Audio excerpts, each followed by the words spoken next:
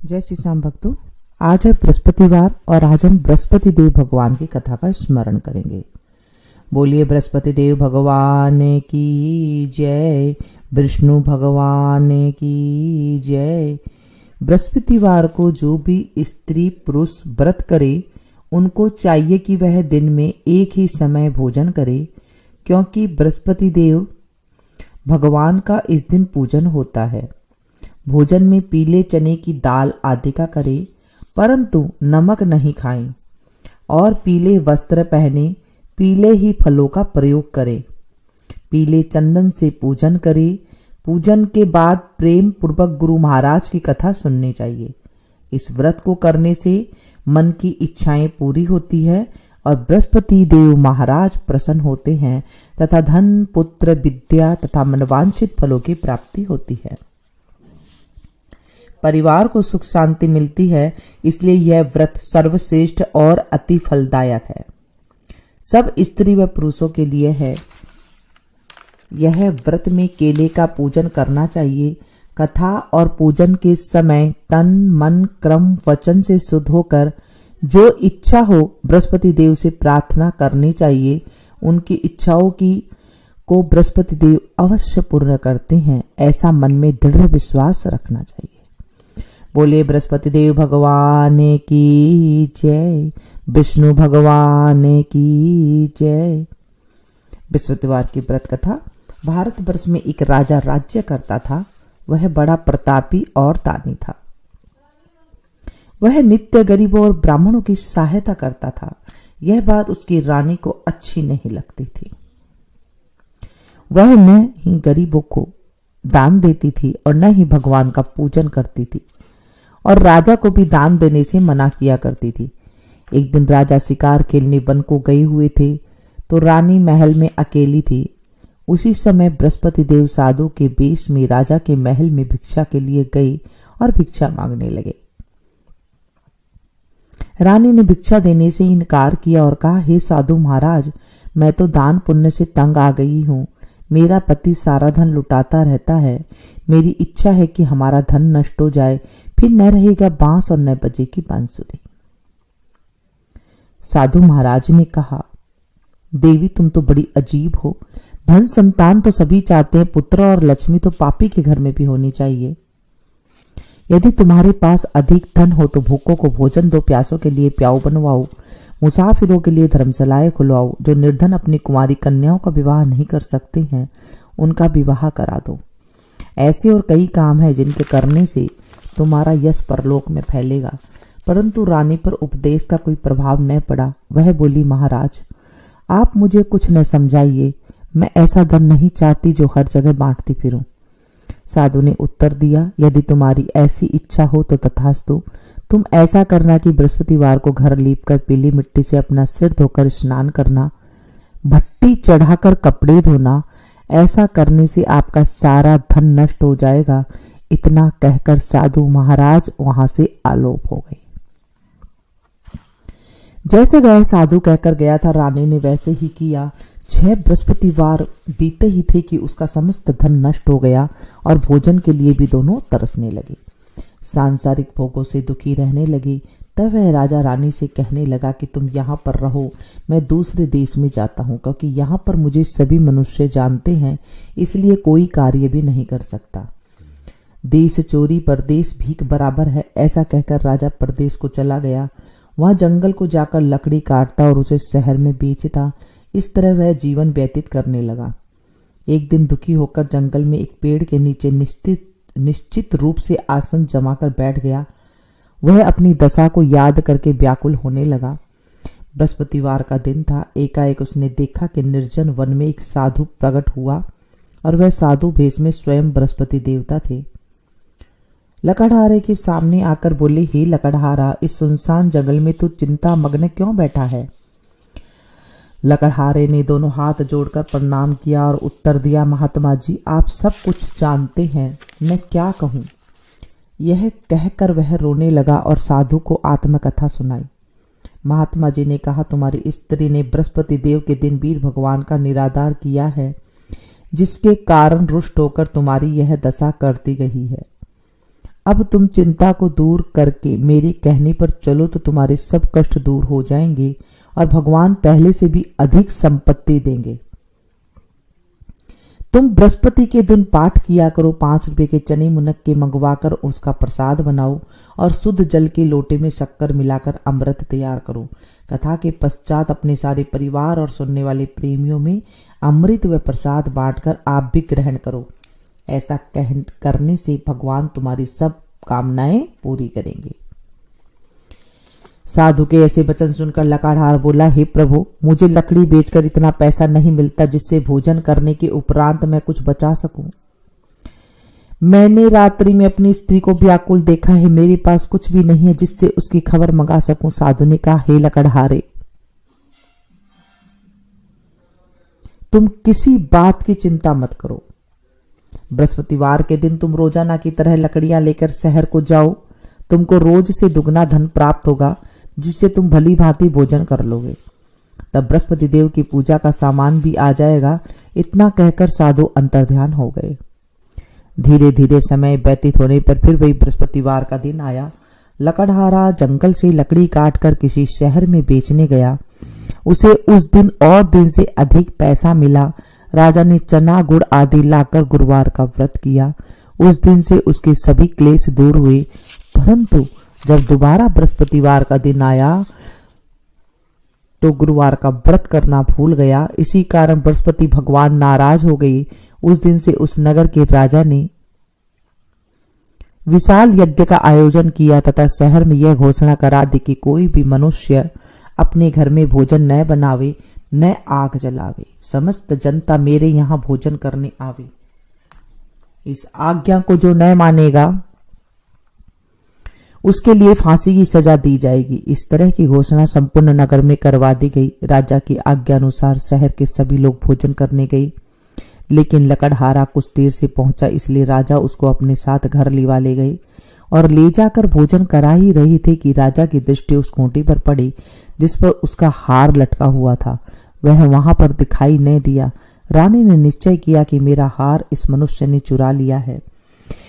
उसी समय पुलिस को बुलाकर उसको जेल खाने में डलवा दिया। जब लकड़हारा जेल खाने में पड़ गया और बहुत दुखी होकर विचार करने लगा कि न जाने कौन से पूर्व जन्म के कर्म से मेरे लिए दुख प्राप्त हुआ है, और उसी साधु को याद करने लगा कि जंगल में मिला था। उसी समय तत्काल बृहस्पति देव साधु के रूप में प्रकट हो और उसकी यह दशा को देखकर कहने लगे, अरे मूर्ख, तूने बृहस्पति देव की कथा नहीं करी, इसी कारण तुझे दुख प्राप्त हुआ है। अब चिंता मत कर, बृहस्पतिवार के दिन जेल खाने के दरवाजे पर 4 पैसे पड़े मिलेंगे। उनसे तू बृहस्पति देव की पूजा करना, तेरे सभी कष्ट दूर हो जाएंगे। बृहस्पति के रोज उसे 4 पैसे मिले। लकड़हारा ने कथा कही। उसी रात्रि को बृहस्पति देव ने उस नगर के राजा को सपने में कहा, हे राजा, तुमने जिस आदमी को जेल खाने में बंद कर दिया है वह निर्दोष है, वह राजा है, उसे छोड़ देना। रानी का हार उसी खूंटी पर लटका है। अगर तू ऐसा नहीं करेगा तो मैं तेरे राज्य को नष्ट कर दूंगा। इस तरह रात्रि के स्वप्न को देखकर राजा प्रातःकाल उठा और खूंटी पर हार देखकर लकड़हारे को बुलाकर क्षमा मांगी और लकड़हारे को योग्य सुंदर वस्त्र और आभूषण देकर विदा किया तथा बृहस्पति देव के आज्ञानुसार लकड़हारा अपने नगर को चल दिया। राजा जब अपने नगर के निकट पहुंचा तो उसे बड़े आश्चर्य हुआ। नगर में पहले से अधिक बाग, तालाब और कुएं तथा बहुत सी धर्मशालाएं, मंदिर आदि बनी गई है। राजा ने पूछा, यह किसका बाग और धर्मशाला है? तो नगर के सब लोग कहने लगे, यह सब रानी और बांदी के हैं। तो राजा को आश्चर्य हुआ और गुस्सा भी आया। जब रानी ने यह खबर सुनी तो राजा आ रहे तो उसने बांदी से कहा कि हे दासी, देख, राजा हमको कितनी बुरी हालत में छोड़ गए थे। हमारी ऐसी हालत देखकर वह लौट न जाए, इसलिए तू दरवाजे पर खड़ी हो जा। आज्ञा अनुसार दासी दरवाजे पर खड़ी हो गई और राजा आए तो उन्हें अपने साथ लिवा लाई। तब उन्होंने कहा, हमें यह सब धन बृहस्पति देव के इस व्रत के प्रभाव से प्राप्त हुआ है। राजा ने निश्चय किया कि 7 रोज बाद तो सभी बृहस्पति देव का पूजन करते हैं, परंतु रोजाना दिन में 3 बार कहानी कहा करूंगा, रोज व्रत किया करूंगा। अब हर समय राजा के दुपट्टे में चने की दाल बंधी रहती थी। दिन में 3 बार कहानी कहता। एक रोज राजा ने विचार किया कि चलो अपनी बहन के यहाँ हो आए। इस तरह निश्चर कर राजा घोड़े पर सवार हो अपनी बहन के यहाँ को चलने लगा। मार्ग में उसने देखा कि कुछ आदमी एक मुर्दे को लिए जा रहे हैं। उन्हें रोककर राजा ने कहा, अरे भैया, मेरी बृहस्पति देव की कहानी सुन लो। वे बोले, लो, हमारा तो आदमी मर गया है, इसको अपनी कथा की पड़ी है। परंतु कुछ आदमी बोले, अच्छा कहो, हम तुम्हारी कथा भी सुनेंगे। राजा ने दाल निकाली और जब कथा आदि हुई थी कि मुर्दा हिलने लगा और जब कथा समाप्त हो गई तो राम राम करके मनुष्य उठकर खड़ा हो गया। आगे मार्ग में उसे किसान खेत में हल चलाता मिला। राजा ने उसे देखा और उससे कहा, अरे भैया, तो मेरी बृहस्पति देव की कथा सुन लो। किसान बोला, जब तक मैं तेरी कथा सुनूंगा तब तक 4 हरैया और जोत लूंगा। जा, अपनी कथा किसी और को सुनाना। इस तरह राजा आगे चलने लगा। राजा के हटते बैल पछाड़ खाकर गिर गए और उसके पेट में बड़ी जोर से दर्द होने लगा। उस समय उसकी माँ रोटी लेकर आई। उसने जब यह देखा तो अपने पुत्र से सब हाल पूछा और बेटे ने सभी हाल कह दिया। तो बुढ़िया दौड़ी दौड़ी उस घुड़सवार के पास गई और उससे बोली कि मैं तेरी कथा सुनूंगी, तू अपनी कथा मेरे खेत पर चलकर ही कहना। राजा ने बुढ़िया के खेत पर जाकर कथा कही, जिसके सुनते ही वह बैल उठकर खड़े हुए तथा किसान के पेट का दर्द बंद हो गया। राजा अपनी बहन के घर पहुंचा। बहन ने भाई की खूब मेहमानी की। दूसरे रोज प्रातःकाल था। राजा जगा तो वह देखने लगा कि सब कोई लोग भोजन कर रहे हैं।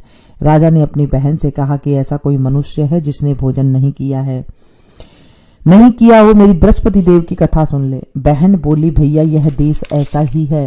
पहले यहाँ लोग भोजन करते हैं, बाद में अन्य काम करते हैं। अगर कोई पड़ोस में हो तो देख आऊं। वह ऐसा कहकर देखने चली गई, परंतु उसे कोई ऐसा व्यक्ति नहीं मिला जिसने भोजन नहीं किया हो। अतः वह एक कुम्हार के घर गई जिसका लड़का बीमार था।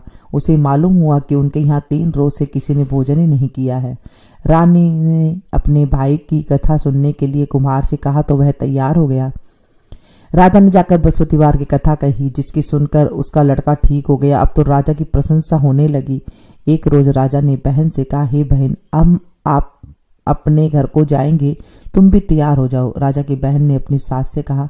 सास ने कहा, हाँ चली जा, परंतु अपने लड़कों को मत लेके जाना, क्योंकि तेरे भाई की कोई औलाद नहीं है।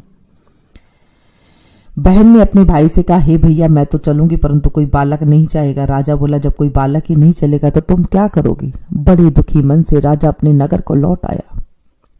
राजा ने अपनी रानी से कहा कि हम निर्वंशी राजा हैं, हमारा मुंह देखने का धर्म नहीं है और कुछ भोजन आदि नहीं किया। रानी बोली, हे प्रभु, बृहस्पति देव ने हमें सब कुछ दिया है, हमें औलाद अवश्य देंगे।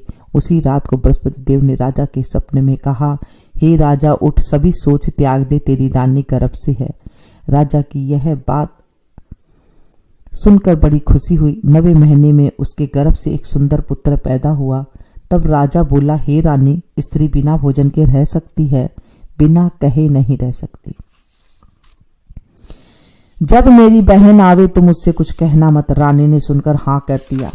जब राजा की बहन का ये सब शुभ समाचार सुना तो वह बहुत खुश हुई और बधाई लेकर अपने भाई के यहाँ आई।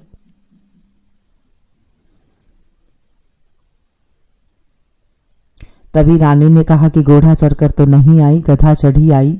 राजा की बहन बोली, भाभी, मैं इस प्रकार न कहती तो तुम्हें औलाद कैसे मिलती। बृहस्पति देव ऐसे ही हैं, जैसे जिसके मन की कामनाएं हैं सभी को पूर्ण करते हैं। जो सद्भावना पूर्वक बृहस्पति देव की व्रत करता है, बृहस्पतिवार की कथा को करता है एवं पढ़ता है अथवा सुनता है, बृहस्पति देव उसकी सभी मनोकामनाएं पूर्ण करते हैं। भगवान बृहस्पति देव उसकी सदा रक्षा करते हैं। संसार में सद्भावना से भगवान जी का पूजन व्रत करके सच्चे हृदय से उनका मनन करते हुए जय जयकार बोलना चाहिए। बोले बृहस्पति देव भगवान की जय, विष्णु भगवान की जय। प्राचीन काल में एक ब्राह्मण था, वह बहुत निर्धन था, उसकी कोई संतान नहीं थी। उसकी स्त्री बहुत ही मलिनता के साथ रहती थी। वह स्नान न करती, किसी देवता का पूजन न करती। इससे ब्राह्मण देवता बड़े दुखी थे। बेचारे बहुत कुछ कहते थे, किंतु उसका कुछ परिणाम न निकला। भगवान की कृपा से ब्राह्मण के स्त्री के कन्या रूपी रत्न पैदा हुआ। कन्या बड़ी होने पर प्रातः स्नान करके विष्णु भगवान का जाप व बृहस्पतिवार का व्रत करने लगी। अपने पूजन पाठ को समाप्त करके स्कूल को जाती और अपनी मुट्ठी में जौ भर के ले जाती और पाठशाला के मार्ग में डोलती जाती। तब ये जो सोने के हो जाते, लौटते समय उनको बीन कर घर को ले आती थी। एक दिन वह बालिका सूप में उस सोने के जौ को फटक कर साफ कर रही थी कि उसके पिता ने देख लिया और कहा, हे बेटी, सोने के जौ के लिए तो सोने का सूप भी होना चाहिए। दूसरे दिन बृहस्पतिवार था। इस कन्या ने व्रत रखा और बृहस्पति देव से प्रार्थना करके कहा कि मैंने आपकी सच्चे मन से पूजा की हो तो मेरे लिए सोने का सूप दे दो। बृहस्पति देव ने उसकी प्रार्थना स्वीकार कर ली। रोजना की तरह वह कन्या जौ फैलाती हुई जाने लगी। जब लौटकर जौ बीन रही थी तो बृहस्पति देव की कृपा से सोने का सूप मिला। उसे वह घर ले आई और उसमें जौ साफ करने लगी, परंतु उसकी माँ का वही ढंग रहा।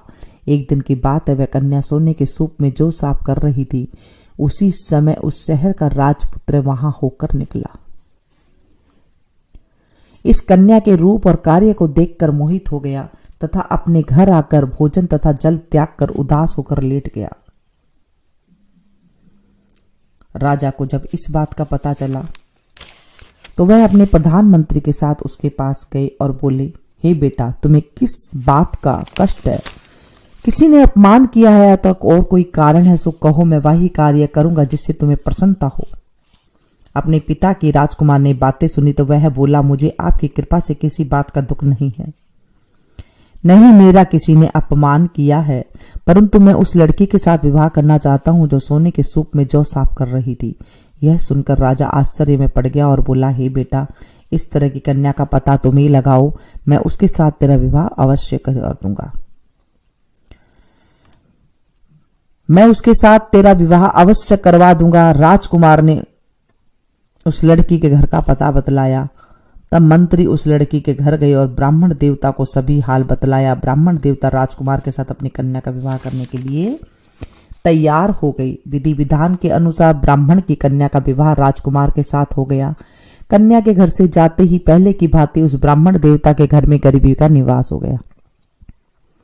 अब तो भोजन के लिए भी अन्न बड़ी मुश्किल से मिलता था। एक दिन दुखी होकर ब्राह्मण देवता अपनी पुत्री के पास गए। बेटी ने पिता की दुखी अवस्था देखकर अपनी मां का हाल पूछा। तब ब्राह्मण ने सभी हाल कहा। कन्या ने बहुत सा धन देकर अपने पिता को विदा कर दिया। इस तरह ब्राह्मण का कुछ समय सुखपूर्वक व्यतीत हुआ। कुछ दिन बाद फिर वही हाल हो गया। ब्राह्मण फिर अपनी कन्या के यहाँ गया और सारा हाल कहा तो लड़की बोली, हे पिताजी, आप माताजी को यहाँ लेवा लाओ, मैं उसे विधि बता दूंगी जिससे वह गरीबी दूर हो जाएगी। वह ब्राह्मण देवता अपनी स्त्री के साथ लेकर पहुंचे तो वह अपनी माँ से कहने लगी, समझाने लगी, हे माँ, तुम प्रातःकाल प्रथम स्नान आदि करके विष्णु भगवान का पूजन करो तो सब दरिद्रता दूर हो जाएगी। परंतु उसकी माँ ने एक भी बात नहीं मानी और प्रातःकाल उठकर अपनी पुत्री के बच्चों का झूठन को खा लिया। इससे उसकी पुत्री को भी बहुत गुस्सा आया और एक रात को कोठरी में से सभी सामान निकालकर और अपनी मां को उसमें बंद कर दिया। प्रातःकाल उसे निकाला तो स्नान आदि करा के पाठ करवाया तो उसकी मां की बुद्धि ठीक हो गई और फिर वह प्रत्येक बृहस्पतिवार को व्रत रखने लगी। इस व्रत के प्रभाव से उसकी माँ बाप बहुत ही धनवान और पुत्रवान हो गए और बृहस्पति जी के प्रभाव से इस लोक में सुख भोग कर स्वर्ग को प्राप्त हुए। बोले बृहस्पति देव भगवान की जय, विष्णु भगवान की जय। जय बृहस्पति देवा ओ स्वामी, जय बृहस्पति देवा। चिन चिन भोग लगाऊं, पल पल भोग लगाऊं, कदली फल मेवा। जय बृहस्पति देवा। तुम पूर्ण परमात्मा, तुम अंतर्यामी, जगत पिता जगदीश्वर, तुम सबके स्वामी। जय बृहस्पति देवा। चरणामृत निज निर्मल, सब पातक हरता, सकल मनोरथ दायक, कृपा करो भरता जय बृहस्पति देवा। तन मन धन अर्पण कर जो जन शरण पड़े, प्रभु प्रकट तब होकर आकर द्वार खड़े, जय बृहस्पति देवा। दीन दयाल दयानिधि भक्तन हितकारी, स्वामी भक्तन हितकारी। पाप दोष सब हरता, पाप दोष सब हरता, भव बंधन हारी, जय बृहस्पति देवा। सकल मनोरथ दायक सब संशय तारो, स्वामी सब संशय तारो। विषय विकार मिटाओ, विषय विकार मिटाओ, संतन सुखकारी, जय बृहस्पति देवा। जो कोई आरती तेरी प्रेम सहित गावे, स्वामी प्रेम सहित गावे। ज्येष्ठानंद वंद सो निश्चय पावे, जय बृहस्पति देवा। जय बृहस्पति देवा, स्वामी जय बृहस्पति देवा। छिन छिन भोग लगाऊं, पल पल भोग लगाऊं, कदली फल मेवा, जय बृहस्पति देवा। सब बोलो विष्णु भगवान की जय, बृहस्पति देव भगवान की जय। आज हमने बृहस्पति देव भगवान की कथा का स्मरण किया है। इसे ज्यादा से ज्यादा अपनों के साथ शेयर कीजिएगा ताकि आपको भी कथा सुनाने का फल मिल सके। मिलते हैं फिर से एक नई वीडियो में, नई कहानी के साथ, नई कथा के साथ, नई जानकारी के साथ। तब तक आप लोग देखते रहिए मेरे संगे। Thank you.